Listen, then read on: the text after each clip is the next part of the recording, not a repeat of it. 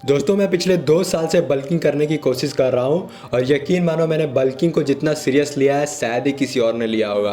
क्योंकि मैं पहले कुछ ऐसा हुआ करता था और मैंने सोचा कि भाई मैं अपने आप को बल्किंग करूँगा और मैं अपने आप को इम्प्रूव करने वाला हूँ, मुझे अपनी फिजिक इम्प्रूव करनी है। मैंने एक्सरसाइज किया, मैंने डाइट लेने की कोशिश की, मैंने बहुत कुछ ट्राई किया और उसके बाद मुझे पता चली कि मैं बहुत सारी मिस्टेक्स कर रहा था जिसकी वजह से मैं बल्किंग नहीं कर पा रहा था उसके पहले। अब देखो इस वीडियो में तुम्हें कुछ मेजर मिस्टेक्स बताऊंगा, सारी मिस्टेक नहीं बताने वाला हूँ, कुछ मेजर मिस्टेक बताने वाला हूँ जो तुम्हें फॉलो करनी है। अब मैं एक एक करके सभी चीज़ें बताऊंगा तो वीडियो थोड़ी लंबी हो सकती है, इसीलिए मैं थोड़ा जल्दी जल्दी बताने की कोशिश करूँगा। तो तुम लोग हर टिप को अच्छी तरीके से फॉलो करना। देखो भाई मैंने एक भी टिप फालतू नहीं दिया है, हर टिप को तुम्हें जेन्युइनली फॉलो करना है तभी तुम लोग बल्किंग कर पाओगे, वरना बल्किंग इम्पॉसिबल है भाई। बल्किंग बहुत ही हार्ड चीज़ है, यकीन मानो। बल्किंग जितना तुम लोग आसान समझते हो उतना है नहीं। एज लॉन्ग एज तुम्हें पता नहीं है, उसका प्रोसेस नहीं पता है, तुम लोग को उसकी स्टेप्स नहीं पता है, तो बल्किंग तुम्हारे लिए बहुत हार्ड हो सकती है। इसीलिए मेरी हर एक बात को ध्यान से नोट करते हुए चलना, क्योंकि ये बहुत ही इंपॉर्टेंट चीज़ें हैं। तो सबसे पहली मिस्टेक जो तुम लोग करते हो बल्किंग के वक्त वो है using mobile phone more than 6 hours a day.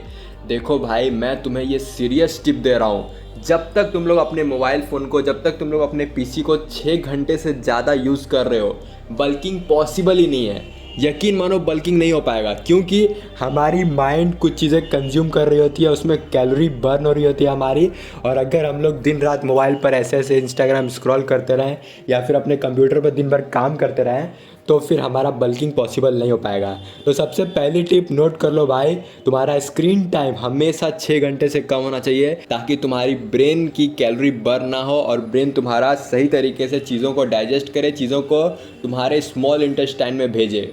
अब दूसरी मिस्टेक तुम लोग ये करते हो कि तुम लोग सुबह में डाइट नहीं लेते हो, तुम लोग सुबह में प्रोटीन नहीं लेते हो, तुम लोग सुबह में कभी कभी ब्रेकफास्ट ही स्किप कर देते हो। यकीन मानो दोस्त, अगर तुम्हें बल्किंग करनी है तो तुम्हें इस पर अपना फोकस देना पड़ेगा। तुम्हें सुबह सुबह उठकर सबसे पहले प्रोटीन वाली डाइट लेने की कोशिश करनी है।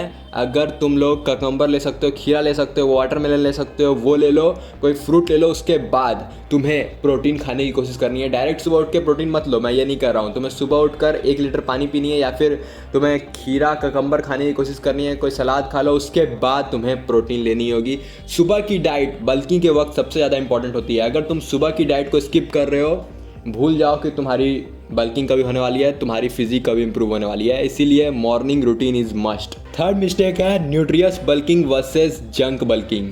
ज़्यादातर लोग बल्किंग को समझते हैं कि मैं कितना भी खा लूँ मैं तो फिर मोटा जाऊँगा, ये हो जाऊँगा, मेरी फिजिक अच्छी हो जाएगी, मैं अट्रैक्टिव हो जाऊँगा। नहीं होने वाला है भाई, यकीन मानो नहीं होने वाला है। अगर तुम लोग समोसे खा के, अगर तुम लोग जंक फूड खा के, अगर तुम लोग चाउमीन खा के, अगर तुम लोग मोमोज खा के अपनी बॉडी को इम्प्रूव करना चाहते हो, तुम्हारी बॉडी कुछ इस तरीके की हो जाएगी। यकीन मानो भाई ये बिल्कुल भी अच्छी स्टेप नहीं है। ये तुम्हारे फ्यूचर को भी इफेक्ट कर सकता है, ये तुम्हारे माइंड को इफेक्ट कर सकता है। तुम्हारी माइंड की शार्पनेस कमज़ोर हो जाएगी, कंसंट्रेशन घट जाएगी।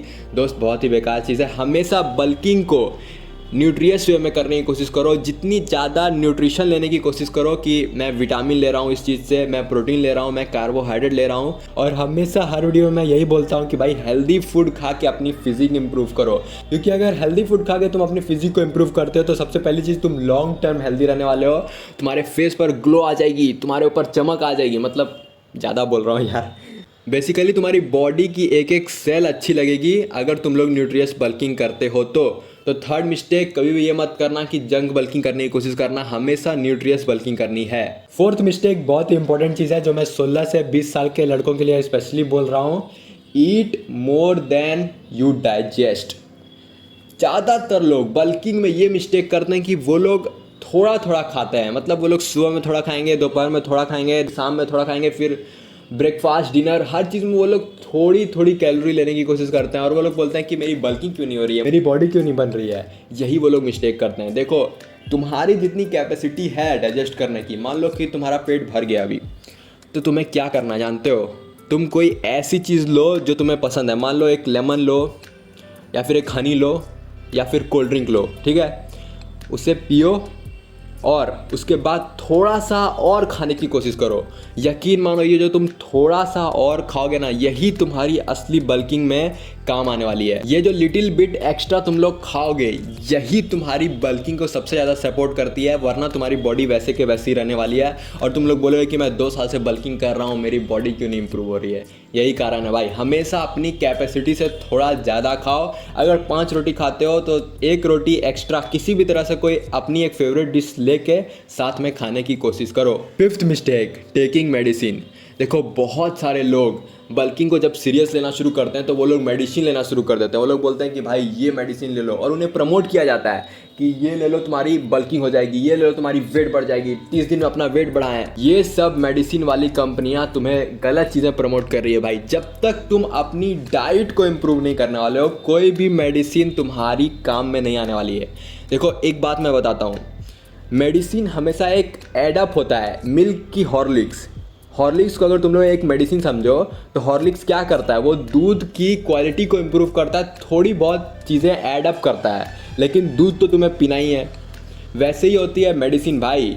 मतलब तुम अगर खाना नहीं खा रहे हो और मेडिसिन सिर्फ खा रहे हो और तुम बोल रहे हो कि मेरे 30 दिन में बल्किंग हो जाएगी, कभी बल्किंग नहीं होने वाली भाई। कोई भी मेडिसिन, चाहे वो मल्टीविटामिन की हो, ओमेगा 3 की हो, मिनरल्स की हो, कैल्शियम की हो, किसी भी चीज़ की मेडिसिन ले लो तुम लोग, वो तब तक नहीं काम में आने वाली जब तक तुम लोग पूरी दिन की अच्छी डाइट ना ले लो। मेडिसिन को खाने का सबसे अच्छा टाइम होता है रात को खाने के बाद। तुम लोग पूरी दिन की डाइट ले चुके हो, अब रात में जैसे ही तुम लोग खा लो, आधे घंटे के बाद तुम्हें मेडिसिन लेनी है। और यकीन मानो ये मेडिसिन तुम्हारे ग्रोथ में काम आएगी अगर तुम लोग फुल डाइट ले रहे हो तो। अब जो 6th मिस्टेक तुम लोग करते हो वो ये है कि मोर टेंशन लेस स्लीप।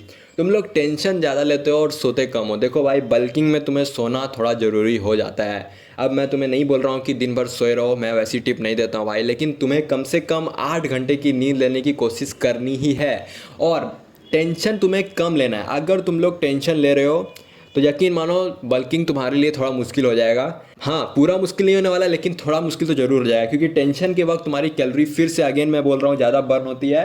देखो बल्किंग में तुम्हें अपना फोकस बल्किंग पर देना होगा। बल्किंग के प्रोसेस में तुम्हारी एनर्जी और टाइम दोनों रिक्वायर्ड होती है, तो तुम्हें इस पर फोकस लेके चलना पड़ेगा। अगर तुम किसी और चीज़ में अपना टेंशन दे रहे हो, अपनी दिमाग व्यस्त कर रहे हो, तो बल्किंग तुम्हें नहीं करनी चाहिए उस वक्त। बल्किंग के वक्त तुम्हें अपना 80% फोकस बल्किंग पर देना होता है और 20% तुम अपने काम पर दो, तभी तुम बल्किंग कर पाओगे 1 साल 2 साल में। वरना बल्किंग होगी धीरे धीरे होगी, 5 साल 10 साल लगेंगे तुम्हें, लेकिन कोई टेंशन वाली बात नहीं है। टेंशन नहीं लेना है भाई, टेंशन तुम्हें कभी लेना ही नहीं है। मतलब बल्किंग के वक्त क्या, मैं तुम्हें लाइफ एडवाइस दे रहा हूँ भाई, टेंशन एक ऐसी चीज़ है जो तुम्हें हमेशा बर्बाद करती है।